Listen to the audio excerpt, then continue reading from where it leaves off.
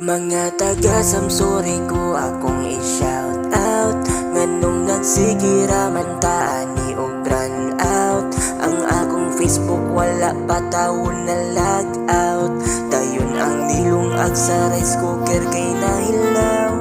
Mauni ang sakit sa amo ang lugar, perminti way kurente murag di na ni normal. Naapa ko'y research pero unsa untaman, kung walay kurente di na maka-wifi. Oh, tagdugay ra bagyod ka ayaw mo balik, gikan og buntag maabtan na lagangit-ngit.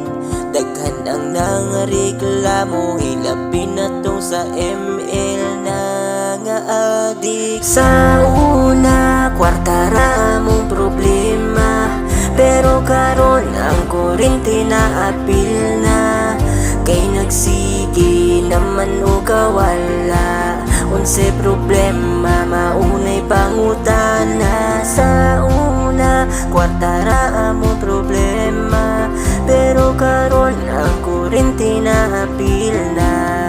Kay nagsige naman o kawala, unsay problema maunay pangutana. Nagsige lang og brown out, wa ko kabalo og ngano.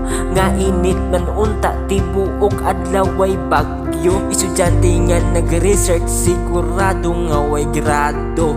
Kay walay kuryente, way internet, walay ayo. Nganuman kaha nga sige lag brown out, ambot lang kaha nga wa may ulan di walay baha. Basina ay pusti nga natumba ba, pero pulong naman ka oras nga brown out diba? Grabe sila nga inigting biling na sa kuryente, sa bayad sakto man ta. Sa una, kwarta ra mong problema, pero karon ang kurente na apil na.